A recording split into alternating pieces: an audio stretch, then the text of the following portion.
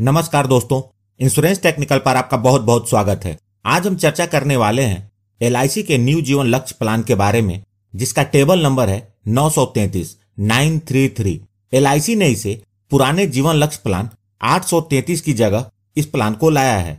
जीवन लक्ष्य policy LIC के मोस्ट पॉपुलर पॉलिसियों में से एक है। जैसा इसका नाम है जीवन लक्ष्य, वैसे ही इस पॉलिसी को डिजाइन किया गया है, अर्थात यह फैमिली के द्वारा तय किए गए लक्ष्य को पाने में फिनेंशियली आपकी फैमिली को मदद प्रदान करती है। यह पॉलिसी बीमा धारक को प्रोटेक्शन और सेविंग दोनों प्रदान करती है। यह एक नॉन लिंक प्रोडक्ट है, अर्थात यह शेयर मार्केट से जुड़ा हुआ नहीं है। यह एक लिमिटेड प्रीमियम पेमेंट का प्लान है, जिसके तहत बीमा धारक को चुने गए पॉलिसी पीरियड से 3 वर्ष कम समय तक प्रीमियम का भुगतान करना होता है।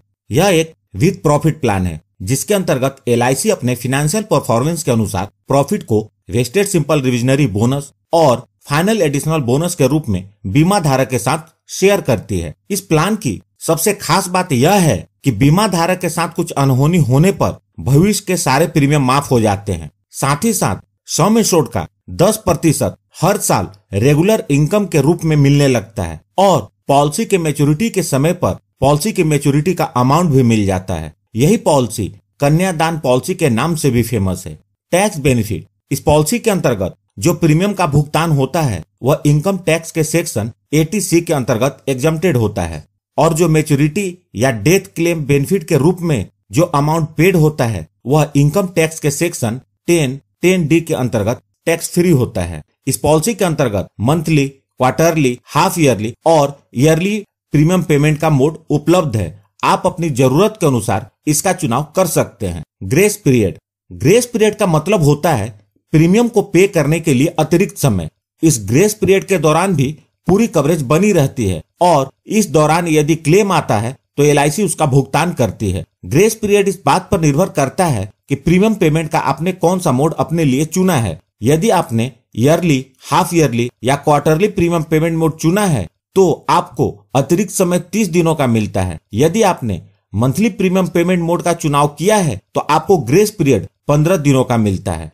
सरेंडर वैल्यू, इस पॉलिसी के 2 वर्ष के प्रीमियम का भुगतान करने के बाद बीमा धारक पॉलिसी को सरेंडर कर सकते हैं, लेकिन इस बात का ध्यान रखें, जब भी आप पॉलिसी को सरेंडर करेंगे आपको काफी नुकसान होगा। इसलिए पॉलिसी लेते समय सोच समझकर उतने ही सम एश्योर्ड की पॉलिसी लें जिसका प्रीमियम भरने में आपको दिक्कत ना हो और आपको पॉलिसी सरेंडर करने की आवश्यकता न पड़े। लोन फैसिलिटी, इस पॉलिसी के अंतर्गत लोन की सुविधा उपलब्ध है, जो कि पॉलिसी के अंतर्गत 2 वर्ष के प्रीमियम का भुगतान करने के बाद मिलती है। लोन का अमाउंट इस बात पर निर्भर करता है कि पॉलिसी कितने साल चली है और उसका सरेंडर वैल्यू क्या है। इन फोर्स पॉलिसी के लिए लोन सरेंडर वैल्यू का 90% मिलता है और पेड अप वैल्यू पॉलिसी के लिए लोन सरेंडर वैल्यू का 80% मिलता है। रिवाइवल ऑफ पॉलिसी, रिवाइवल का मतलब होता है बंद पॉलिसी को फिर से चालू करना। यदि आपने कुछ वर्ष तक पॉलिसी के प्रीमियम का भुगतान किया और उसके बाद प्रीमियम का भुगतान करना बंद कर दिया और आपकी पॉलिसी बंद हो गई हो, तो आप इस बंद पॉलिसी को 5 वर्ष के अंदर कभी भी बकाये प्रीमियम का भुगतान इंटरेस्ट के साथ करके चालू कर सकते हैं। यह 5 वर्ष का रिवाइवल पीरियड इस पॉलिसी के अंतर्गत एक अच्छा बदलाव है। पेड अप वैल्यू, यह इस पॉलिसी की बहुत अच्छी बेनिफिट है, जिसके अंतर्गत यदि बीमा धारक ने कम से कम 2 वर्ष या उससे अधिक अवधि के प्रीमियम का भुगतान कर दिया हो, उसके बाद किसी भी कारणवश प्रीमियम का भुगतान करना बंद कर दिया हो, तो भी इस पॉलिसी की कवरेज खत्म नहीं होती, बल्कि पॉलिसी के लाभ घटे हुए सम एश्योर्ड के साथ जारी रहते हैं। दोस्तों, पेड अप वैल्यू की जानकारी बहुत ही जरूरी है। यदि आप पॉलिसी का प्रीमियम नहीं भर पा रहे हैं और इसे बंद करने की सोच रहे हैं, और यदि आप एलआईसी का भी करता है और आपका कोई कस्टमर अपनी पॉलिसी को बंद करने की सोच रहा है, तो उसे पेड अप वैल्यू के बारे में जरूर बताएं। मैंने पेड अप वैल्यू के ऊपर अलग से वीडियो बनाई हुई है, यदि आप उसे देखना चाहें तो देख सकते हैं। आइए अब बात करते हैं इस पॉलिसी को लेने के लिए आवश्यक मापदंड के बारे में। इस पॉलिसी को लेने के लिए मिनिमम एज एट एंट्री है 18 वर्ष, मतलब 18 वर्ष से कम उम्र के बच्चों को यह पॉलिसी नहीं दी जा सकती। यह पॉलिसी उसे दी जा सकती है जिसने 18 वर्ष कंप्लीट कर लिया है। मैक्सिमम एज एट एंट्री 50 वर्ष, नियरेस्ट बर्थडे, मतलब 50 वर्ष 6 महीने से अधिक उम्र वाले व्यक्ति को यह पॉलिसी नहीं दी जा सकती। मैक्सिमम एज एट मैच्योरिटी वह है 65 वर्ष, मतलब 50 वर्ष के आयु के व्यक्ति को 15 वर्ष से ज्यादा का पॉलिसी पीरियड नहीं दिया जा सकता और 45 वर्ष वाले व्यक्ति को 20 वर्ष से ज्यादा का पॉलिसी पीरियड नहीं दिया जा सकता। मतलब इस पॉलिसी के अंतर्गत जो भी पॉलिसी पीरियड अवेलेबल है उसमें से उतना ही पीरियड की पॉलिसी दी जा सकती है, जिससे कि पॉलिसी की मैच्योरिटी बीमा धारक के 65 वर्ष पूरे होने तक हो जाए। पॉलिसी टर्म, इस पॉलिसी के अंतर्गत 13 वर्ष से लेकर 25 वर्ष तक का टर्म अवेलेबल है, अर्थात यह पॉलिसी 13 वर्ष से कम टर्म जैसे 5 वर्ष, 8 वर्ष, 10 वर्ष या 12 वर्ष के पीरियड के लिए उपलब्ध नहीं है। इसे मिनिमम 13 वर्ष के लिए लेना होगा और जो मैक्सिमम पॉलिसी टर्म है वह है 25 वर्ष। प्रीमियम पेमेंट टर्म, इस पॉलिसी का जो प्रीमियम पेमेंट टर्म है वह पॉलिसी टर्म माइनस 3 वर्ष है।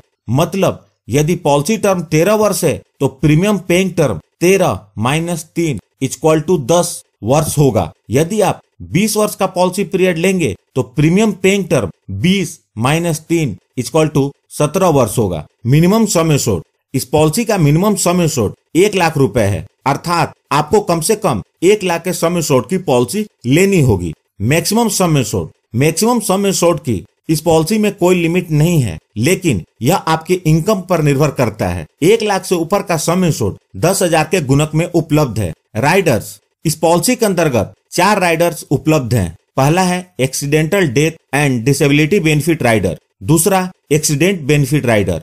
आप इन दोनों राइडर में से किसी एक राइडर का चुनाव कर सकते हैं। उसके बाद तीसरा राइडर है न्यू टर्म एश्योरेंस राइडर और चौथा है new critical illness benefit rider. Premium waiver benefit rider की इस पॉलिसी में इनबिल्ट कवरेज है। अगर आप इन राइडर्स को पूरी तरह समझना चाहते हैं तो मैंने अलग से इसकी वीडियो बनाई हुई है, आप उस वीडियो को जरूर देखें। उस वीडियो की लिंक मैंने इस वीडियो के डिस्क्रिप्शन में दे दी है।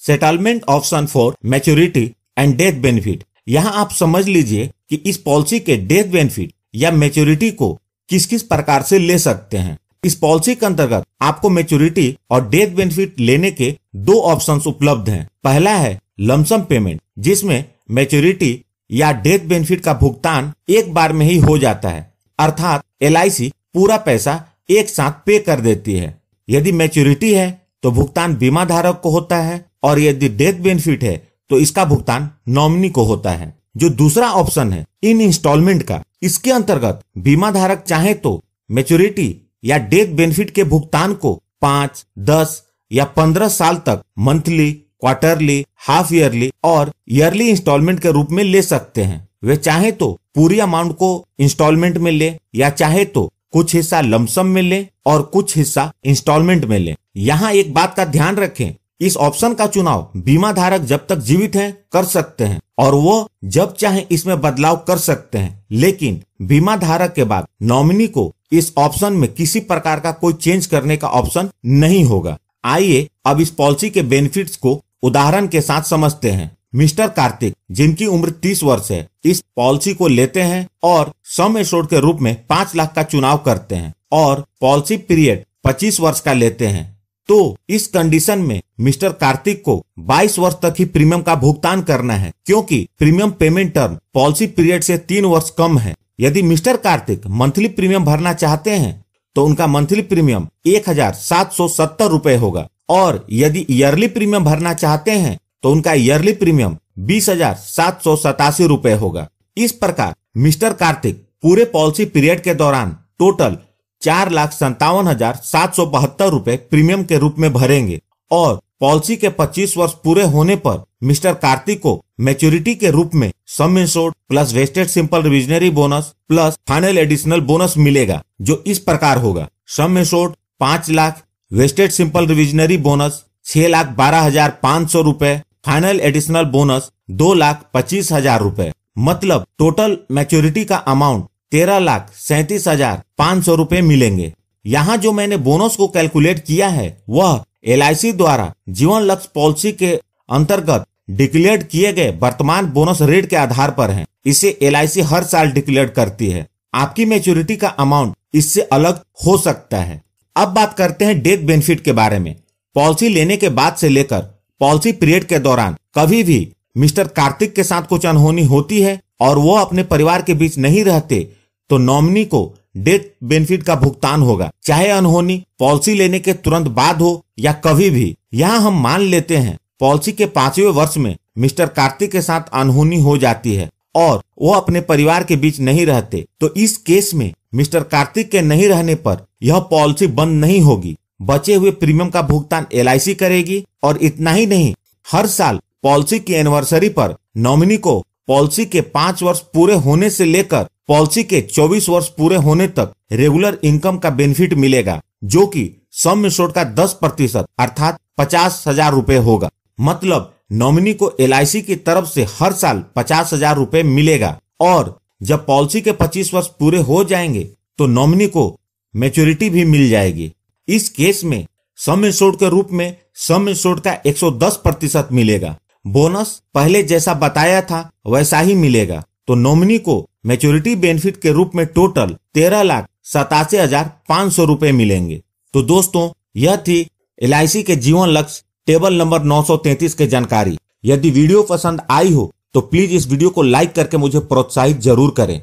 और सबसे महत्वपूर्ण, यदि आपने इस चैनल को अभी तक सब्सक्राइब नहीं किया है तो कर लें और जुड़ जाएं हमारे साथ इंश्योरेंस प्रोफेशनल से इंश्योरेंस की जानकारी के लिए, और साथ में बेल आइकॉन को भी क्लिक कर दें और ऑल सेलेक्ट कर लें, ताकि जब भी मैं न्यू वीडियो अपलोड करूं वह तुरंत आप तक पहुंच जाए।